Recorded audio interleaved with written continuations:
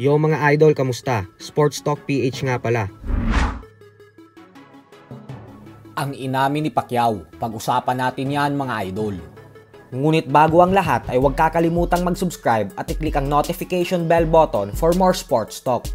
So alam nga po nating lahat na ang pagiging 8th Division World Champion ng ating pambansang kamauman ni Pacquiao ay ang isa sa mga record sa buong kasaysayan ng boxing na siyang pinaniniwalaan ng karamihan na hindi na mahihigitan pa kailanman ng kahit sinong boksingero. Subalit sa naging pahayag nga po ni Pacquiao sa kanyang Hall of Fame speech, ay inamin nito na sa katunayan umano ay hindi naman daw ang record-breaking 8th Division World Champion ang hinangad niya kung bakit patuloy siya sa pag-akyat ng dibisyon dati. At bagkus ang tunay na dahilan umano kung bakit siya naging isang ganap na 8th Division Champion, ay dahil gusto niya daw kasi laging subukan kung hanggang saan ang tibay at limitasyon niya. Lagi lang umano siyang nagsisikap dati upang mas maging magaling siya kaysa sa Manny Pacquiao kahapon. Bukod dyan ay madaming bagitong fighters din ang nasa poll sa sinabi ni Pacquiao na kailanman umano ay hindi siya namili ng madadali at mahihinang kalaban. Lagi umanong yung pinakamalakas at mahirap na kalaban ang pinipili niyang sagupain. Dahil dito ay nasa pulang mga kasalukuyang fighters ngayon na panay iwas sa kapwa nila malalakas.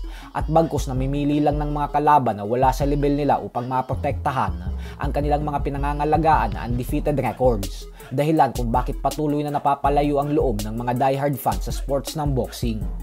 Sa kabilang banda naman mga idol ay habang abala nga po ang mga pambato natin sa pag-e-ensayo para sa kani-kanilang paparating na mga laban ngayong taon, ay patuloy naman nga po ang pag-iingay ng isa pa nating matibay na pambato na si former 3 Division World Champion Angas ng Pinas, General Casimero sa social media.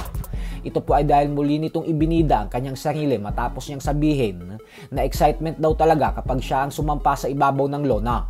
Kasi kung ano daw ang pinangako niya sa mga tao na gagawin niya, ayun daw talaga ang ginagawa niya.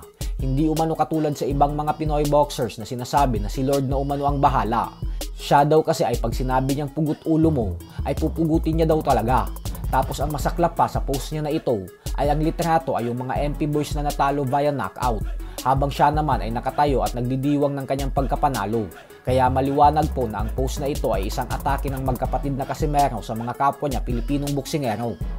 Samantala, nagbanta naman nga po si Terence Crawford sa current undisputed super middleweight world champion Canelo Alvarez, kung saan sinabi nitong dumating na umano ang oras para sa kanila ni Canelo.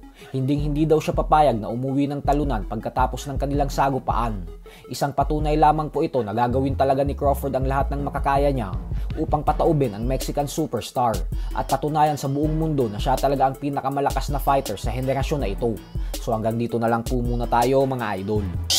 Sports Talk PH, kakaiba ang laban ng mga Pinoy, lakas